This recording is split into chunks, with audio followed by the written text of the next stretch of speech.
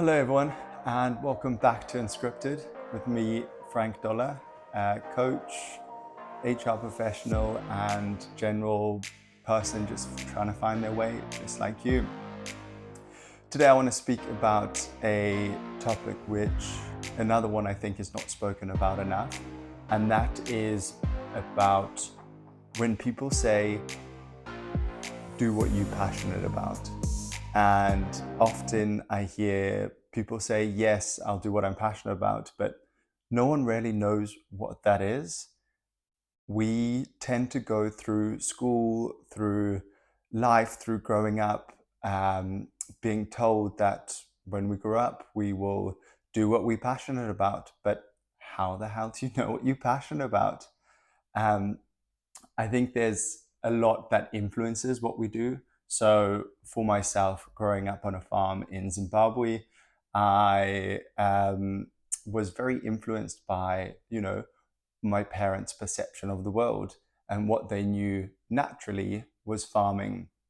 And so therefore, what I was recommended to go into to study, and what I did study, was environmental science and botany, which, truth be told, is probably what I should never have gone to study, given that I am now into coaching and HR and L&D and more in the sort of people side of things, and that the environmental side of things is slightly further away from what I'm doing now, although I'm still very passionate about it.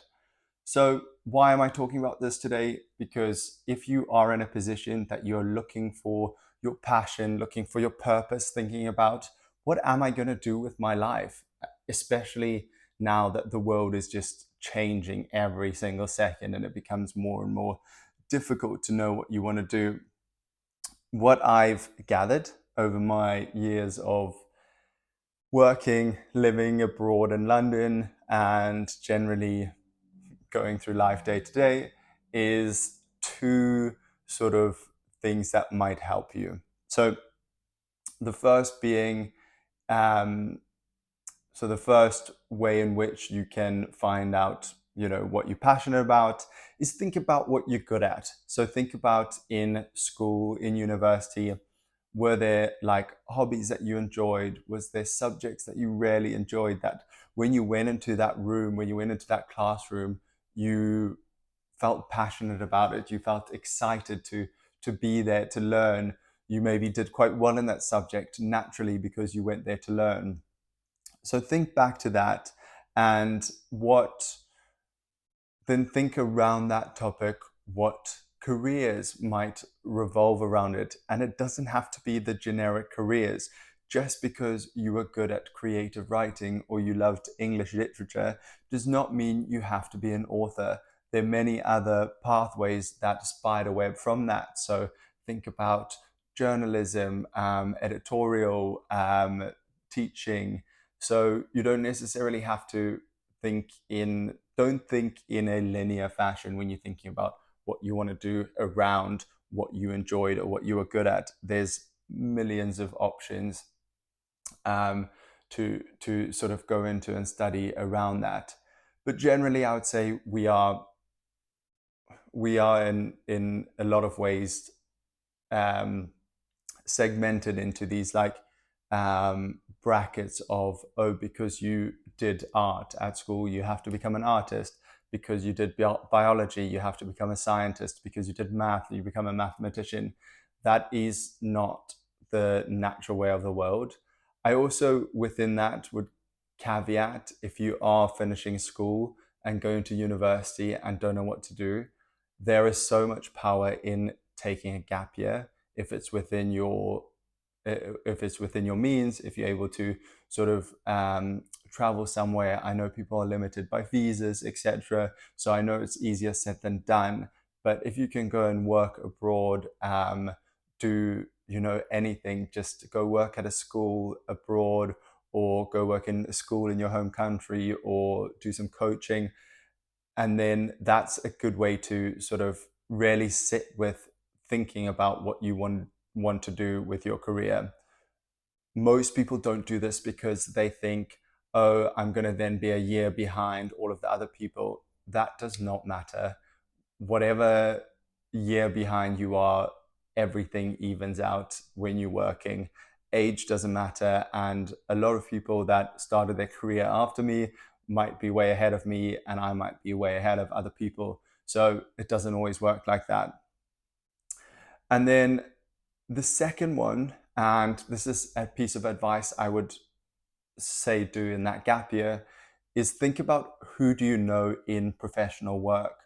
So who do you know in areas that you might be interested in, and can you go talk to them? So that could be colleagues of your parents. It could be some of your friends' parents. It could be um, someone you've met on a bus. Why not speak to them, talk to them, understand what they do, and see if you could even get an internship with their company or with someone they might know.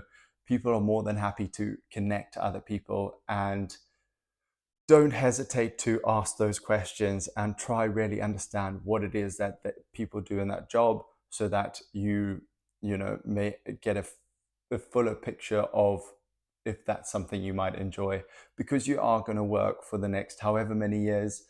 I cannot speak on how many years we're all going to work for because of uncertainty, AI, etc. But that doesn't mean you should necessarily stop your life to not follow your passions, or pursue your dreams and career. Which, when I say that um, referring back to what I was speaking about earlier, that if you don't know your passion, you can always really explore it to try find it out. And you might not have this ping of um, excitement when you come across something you enjoy. It might not be this big revelation, but it might be something that feels good.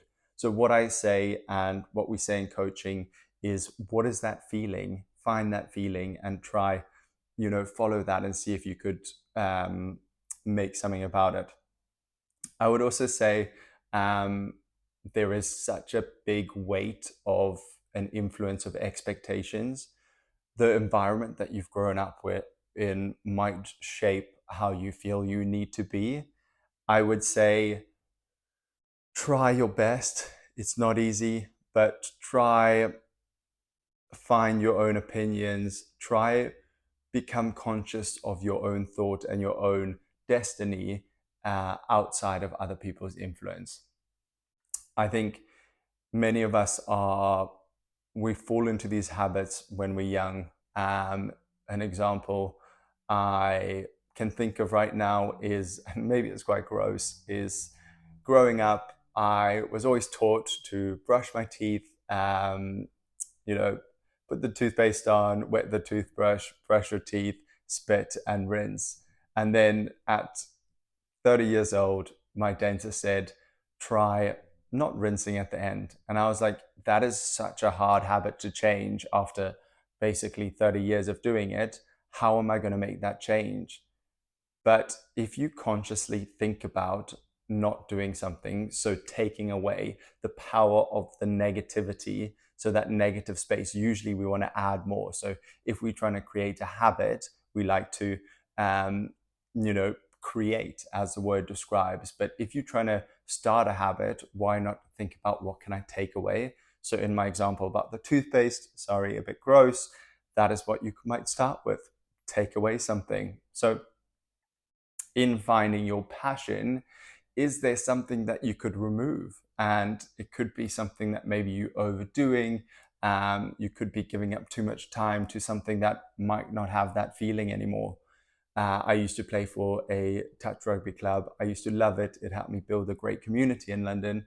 But there came a point where going to this club felt more of a chore because of the time it was taking, but also the commitment within my life, which had moved past that. So it's about thinking, how can I possibly remove something in order to add?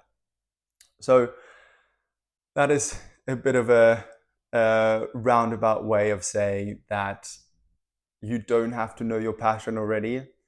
If you feel that you are just going to, just about to go to university and don't know what you want to study, take that gap year, um, talk to people during that gap year and follow passions which you might have felt in school or growing up that gave you a good feeling.